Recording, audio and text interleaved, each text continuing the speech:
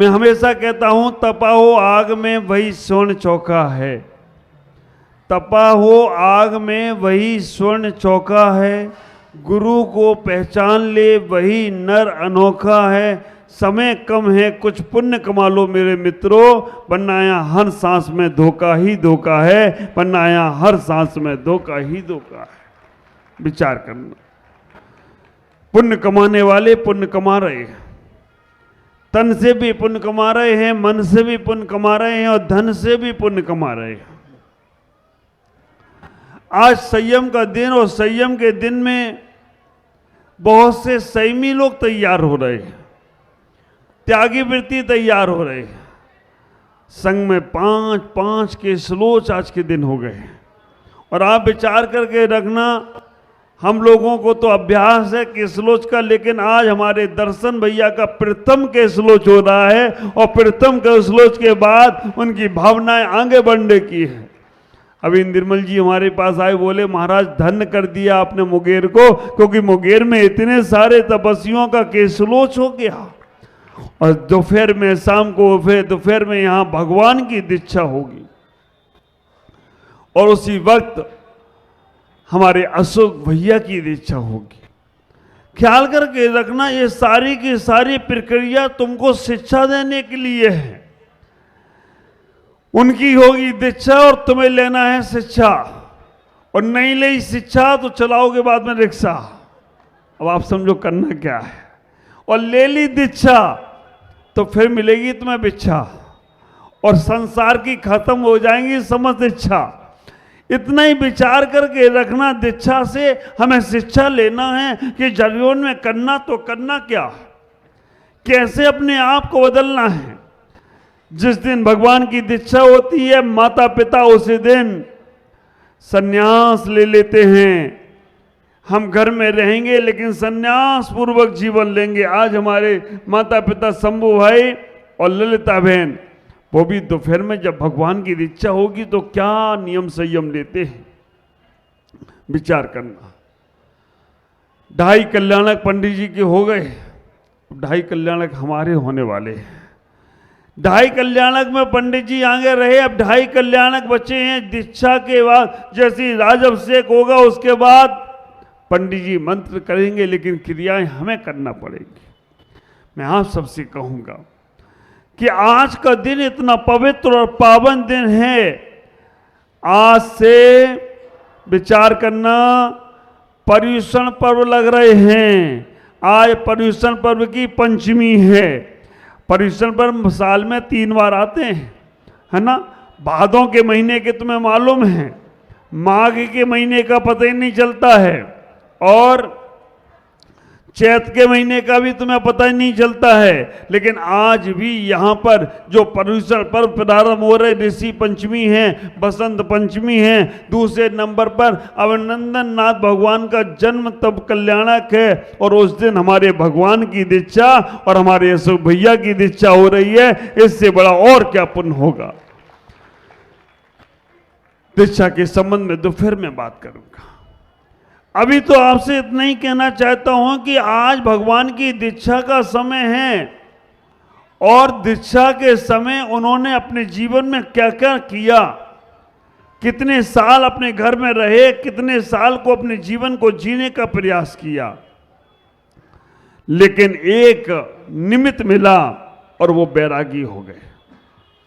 हम लोगों को बहुत निमित्त मिलते हैं, लेकिन हम बैरागी नहीं हो पाते हैं। विचार करना, दीक्षा के बाद उन्हें ज्ञान होगा। दीक्षा के बाद उन्हें केवल ज्ञान होगा।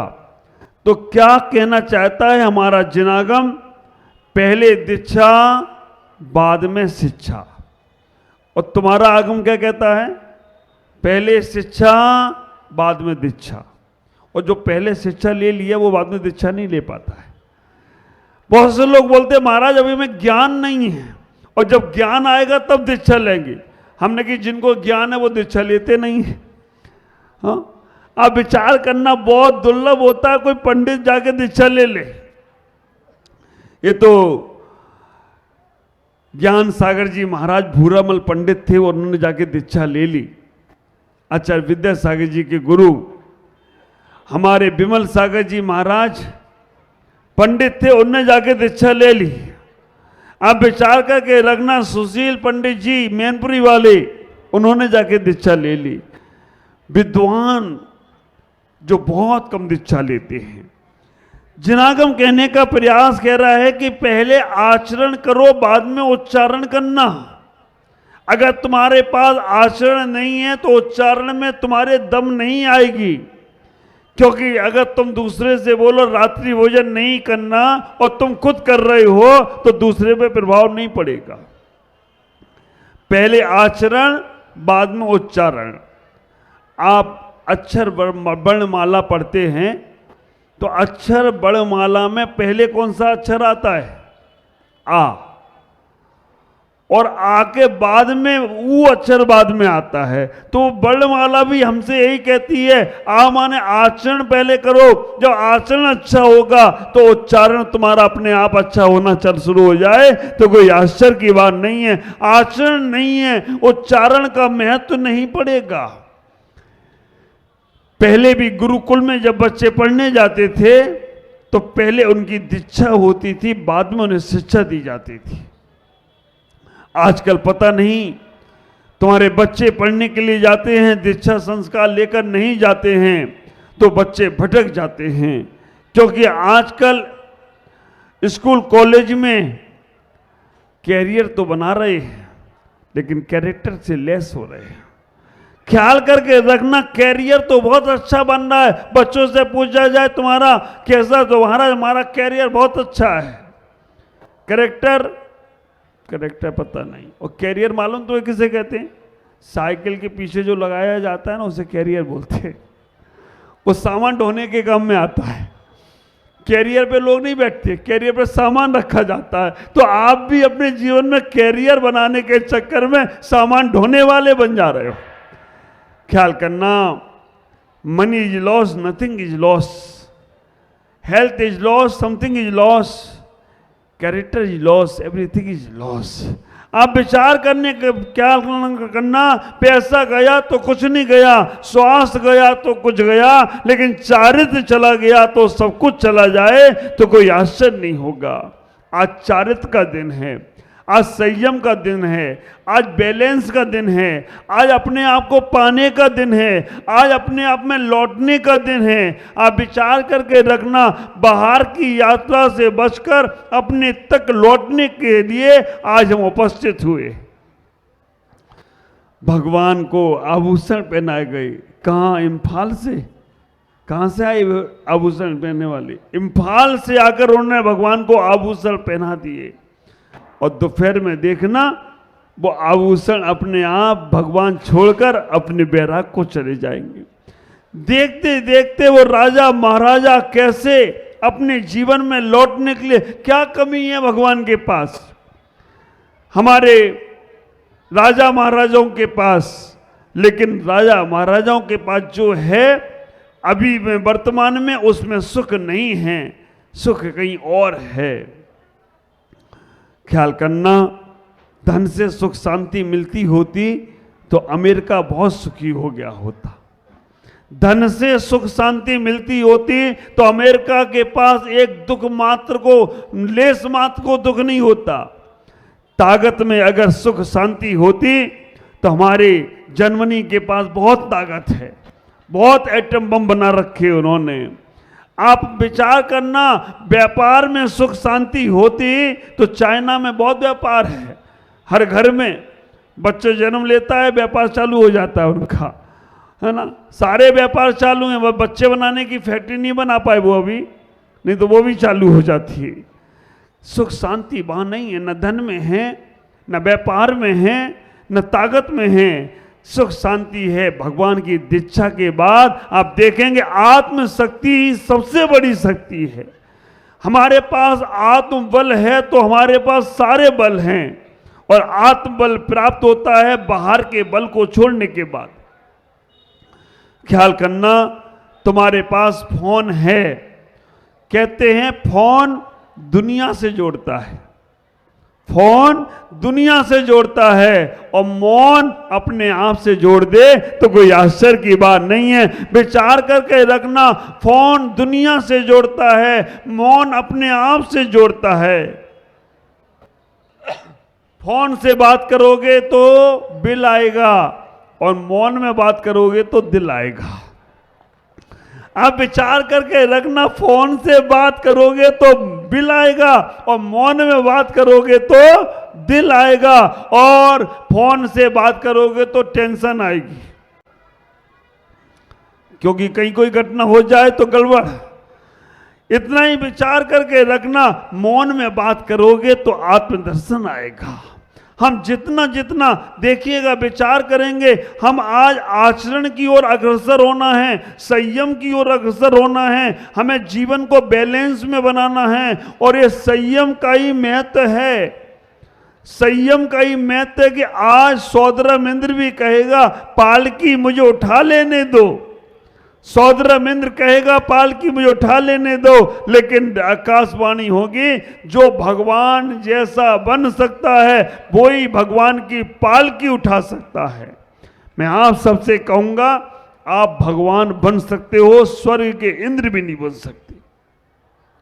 जीवन में कुछ संयम को स्वीकार करना, जीवन को संयम को लेने का प्रयास करना, क्योंकि तुम्हारा संयम तुम्हारे जीवन में तुम्हें बैलेंस के साथ बहुत कुछ देने वाला होगा। और तुमने अगर अपने जीवन को बैलेंस में नहीं बनाया, हमारे यहाँ पर पत्रकार भाई भी बैठे हुए हैं जो देवघर से यहाँ पर आए हैं, और देवघर में उन्होंने बहुत अच्छा इंटरव्यू लिया था। उन्होंने मुझसे बात एक पूछी कि महाराज जैन धर्म क्या है, अच्छे समय पे आप आए हो। आप विचार करके रखना, जैन धर्म और अन्य धर्मों में अंतर वैसे कुछ नहीं है, बाहरंग अंतर देखो आप। अंतरंग में आत्मा में सबकी में परमात्मा है। जैन आगम कहता है कि एक इंद्रिय पेड़ पौधे के अंदर भी परमात्मा है। हिंदू संप्रदाय में पेड़ पौधों को भी जल चढ़ाया जाता है, सूर्य को जल चढ़ाया जाता है, अर्घ्य समर्पित किया जाता है, पेड़ पौधों की भी पूजा। विचार करना, बाहिरंग में अंतर समझो, जो छोड़ छोड़कर परमात्मा बने और जो जोड़ जोड़कर परमात्मा बने। हिंदू संप्रदाय का परमात्मा जोड़ जोड़कर बनता है और जैन परमात्मा छोड़ छोड़कर बनता है। जब कुछ नहीं बचता है तो जैन परमात्मा हो जाता है, और जो जोड़ने में कुछ नहीं बचता है वो हिंदू परमात्मा हो जाता है। विचार करके रखना, हम अपने जीवन में इतना ही सोचने का प्रयास करें। राजा राम जिनके पास क्या वैभव नहीं है, अयोध्या का राम मंदिर बना तो बहुत कुछ वैभव, भगवान को तो जरूरत नहीं थी, लेकिन भगवान के भक्तों ने भगवान को खूब चढ़ाया। ख्याल करो, जैन परमात्मा छोड़कर बनता है और अन्य परमात्मा जोड़कर बनता है, वैभव में बनता है, और यहां वैभव को समाप्त करने के बाद परमात्मा का गुण प्रकट होता है। इतना ही विचार करना, हम अपने जीवन में जितना बैलेंस बनाएंगे उतना हमारा जीवन अंदर से आनंद से भरकर होगा। हमारे जीवन में संयम जितना होगा, हमारे आचार्यों ने 5 प्रकार का संयम कहा, सामायिक, छेदोस्थापना, परिहार विशुद्धि, सुख संप्राय, यथाख्यात। लेकिन ये 5 प्रकार का संयम यहां मुनि बनने के बाद ही प्राप्त होगा। आप लोगों के लिए संयम बताया कि आप जीवन में खूब पाप करते हो, अपने जीवन में पाप से पुण्य की ओर जाने के लिए कुछ बैलेंस बनाने का प्रयास करो। जैसे तुम्हारा जीवन बैलेंस में होगा, वैसे तुम्हारे जीवन में संयम अपने आप आना प्रारंभ होगा, तब कल्याणक है। तब कल्याणक के लिए आप इतना ही विचार करके रखना, आपको तब कल्याणक की भूमिका बनाने के लिए 6 प्रकार का संयम दिया है। श्रावकों को तपस्या करने का माध्यम दिया है। 6 दिन, हफ्ते में 7 दिन होते हैं, 7 दिन का समझो। हमारा जैन आगम कहता है कि आप तपस्या नहीं कर सकते पूर्ण रूप से, तो घर में रह के तपस्या करो और उसका फल क्या मिलेगा। मैं तो कई बार ये कहता हूं, अपने आप को तपस्वी बनाओ और घर को तपोवन बनाओ। आप लोग अभ्यास के रूप में रविवार को नमक खाना छोड़ो, एक दिन। आपका ब्लड प्रेशर हाई होता है या और कुछ होता है, कंट्रोल में होगा। एक एक दिन की तपस्या करो। रविवार को नमक नहीं खाना, सोमवार को हरी नहीं खाना, मंगलवार को मीठा नहीं खाना, बुधवार को घी नहीं खाना, गुरुवार को दूध नहीं पीना, शुक्रवार को दही नहीं खाना, शनिवार को तेल नहीं खाना। 7 दिन अगर कंट्रोल कर लिए तो तुम भी तपस्वी हो जाओ, तो कोई आश्चर्य की बात हो। आप ख्याल करके रखना, 7 दिन के एक एक तप आप करें घर में रहकर। अभी हमारे ज्येष्ठ श्रेष्ठ प्रसन्न सागर जी महाराज, जो इस सदी के बहुत बड़े तपस्वी हैं, बहुत उपवास और साधना करते हैं। कल अभी दिल्ली के अंदर उन्होंने भारत मंडपम में कहा, एक उपवास आप विचार करके रखना। उन्होंने जो कहा कि महीने में एक उपवास जरूर करना चाहिए, क्योंकि उपवास करने से आपकी गाड़ी है ना, चाहे 2 व्हीलर हो चाहे 4 व्हीलर हो, अगर महीने में एक बार गैरेज में ले जाओ तो वो ठीक ठाक चलती है। उसी प्रकार से अगर आपने महीने में एक उपवास करने की साधना करी तो विचार करके रखना, आपका भी एक बैलेंस बराबर बना रहेगा और आपकी भी गाड़ी आगे तक चलती रहे। कब हमारा भी ज्ञान कर्ण बोल रहा था ना कि मेरी सासू माँ, महेंद्र जी की माँ, उसकी सासू, उसकी दादी सासू हैं 103 साल की, और उसकी खुद की दादी, आप विचार करके रखना, हमारे दीपक भाई की माँ 97 साल की है। क्यों? वो अपनी गाड़ी की ओवरहालिंग करते रहते हैं, वो अटर पटर कटर नहीं करते हैं। तुम्हारी तो दशा ये है, अचत नहीं, पचत नहीं, और थाली में आ जाए तो बचत नहीं, जो मिल जाए सो खा लेते हो। आज इतना ही। ओम नमः जगुरुदेव।